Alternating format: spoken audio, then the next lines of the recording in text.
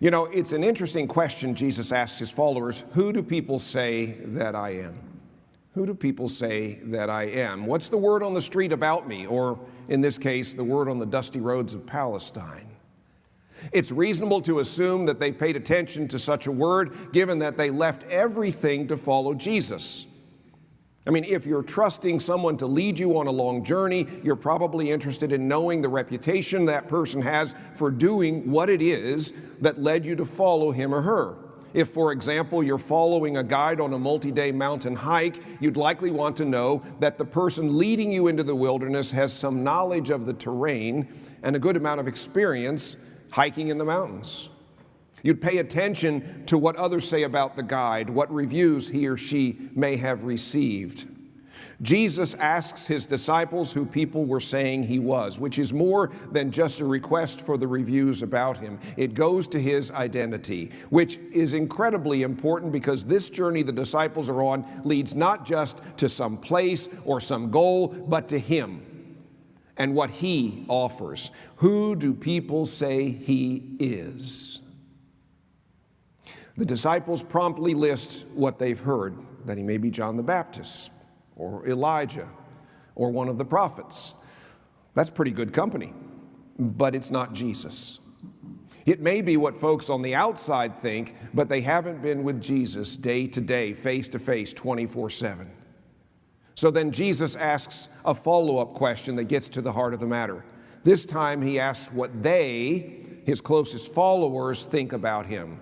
What do they, or who do they say he is?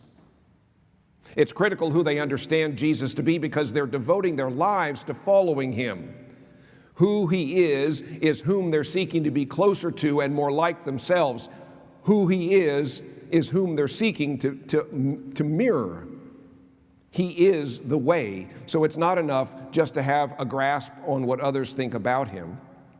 The key question is who they say he is. Now Peter speaks up and he says, "You are the Messiah." The Greek word we're more accustomed to is the Christ. Either way, it means the anointed one, a term that goes back to the Old Testament and means the one chosen by God for God's unique purpose. This is a remarkable response by Peter, especially since the disciples up to this point seem to be fairly clueless. I mean, earlier in this very chapter, in chapter 8, they were confused about Jesus' metaphorical reference to the yeast of the Pharisees and of King Herod, thinking he meant that they were out of bread. Jesus is speaking on a deeper level, but they're stuck on the surface. So Peter's proclamation is profound in light of that fact. Scholars say this is a pivotal moment in Mark's gospel. It's also apparently a pivotal moment for the disciples. When Peter identifies Jesus as the Messiah, the Christ, the anointed one, he and his fellow followers of Jesus have in mind a strong king reminiscent of David, who, by the way, was anointed by the prophet Samuel in accordance with God's direction. Here before them is the anointed one they believe will bring justice to their world and push out the Roman occupiers once and for all, restoring the Davidic kingdom they've read about in the ancient scriptures. They're ready to climb aboard this train heading for triumph in Jerusalem. Only Jesus doesn't hop up into the engine. In fact, in Mark's gospel, right after Peter says that he's the Messiah, Jesus sternly orders them not to tell anyone about him. That doesn't sound like a mighty king about to lead the charge against the enemy. It then gets worse for the disciples and their expectations. Jesus begins to teach them that the Son of Man, that's his third-party reference to himself, he will endure, or third person rather, will endure great suffering, be rejected by the religious leaders, and be killed before rising from the dead on the third day. He doesn't tiptoe around any of this. He's very direct in painting this dark picture of what lay ahead for him, and in the wake of it for his followers too. From now on, the cross, not a military conquest, is what's looming ahead in Jerusalem. This is not what the disciples had signed up for, at least not what they thought they were getting with Jesus. They had seen the miracles he performed.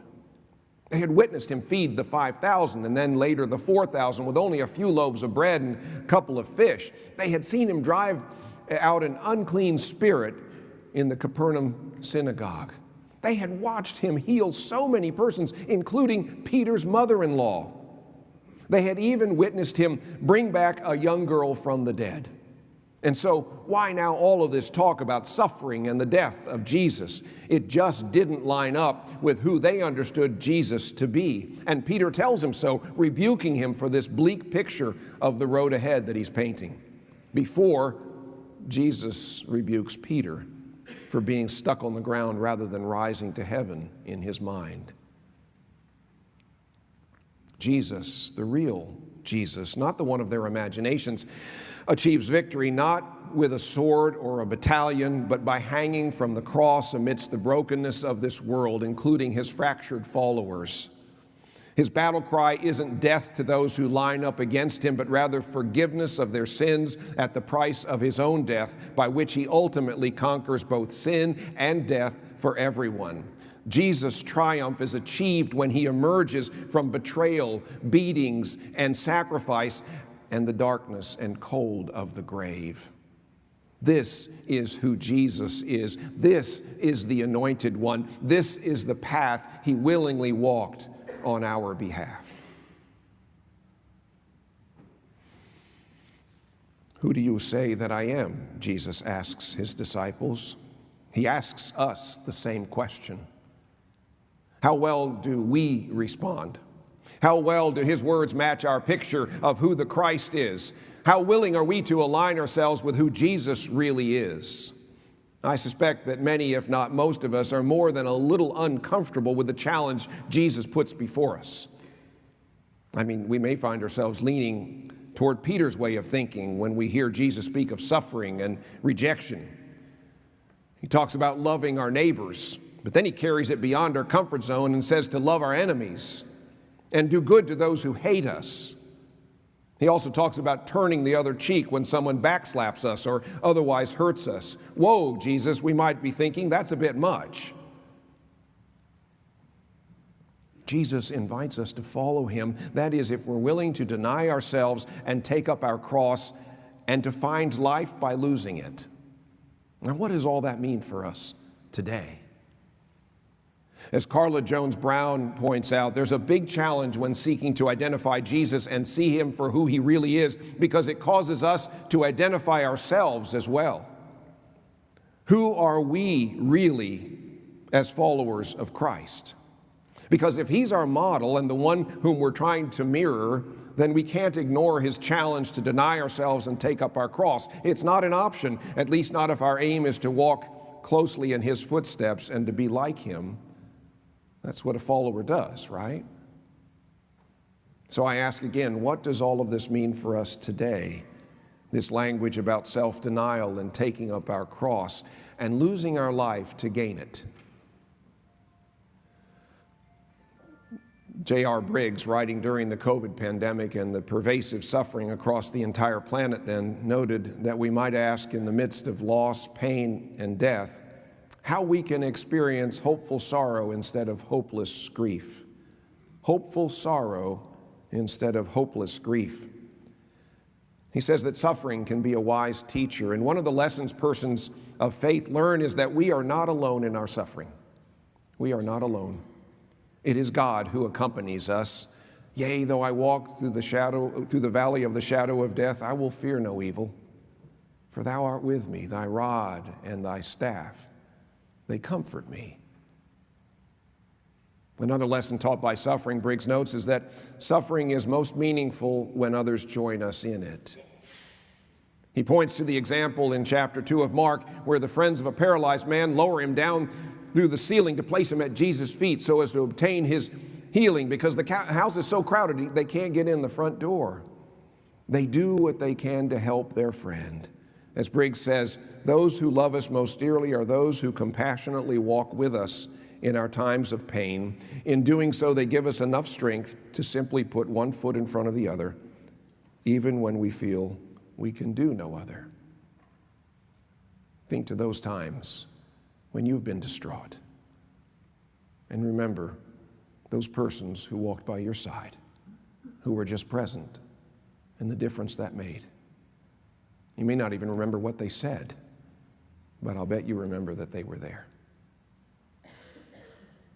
I'd say this is a great example from Mark's gospel of doing what Jesus calls us to do in order to follow him. This is self-denial and a form of taking up our cross. It can be a great sacrifice or just a small gesture, but in each case, intentionality is present as we choose to give up something to help someone else.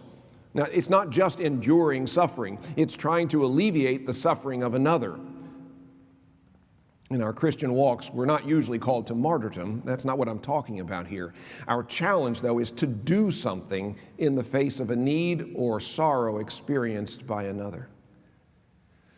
Yesterday, I saw the NBC Evening News. At its conclusion, the so-called There's Some Good News segment, a story was featured of a woman in Idaho suffering from cancer who had to have her head shaved.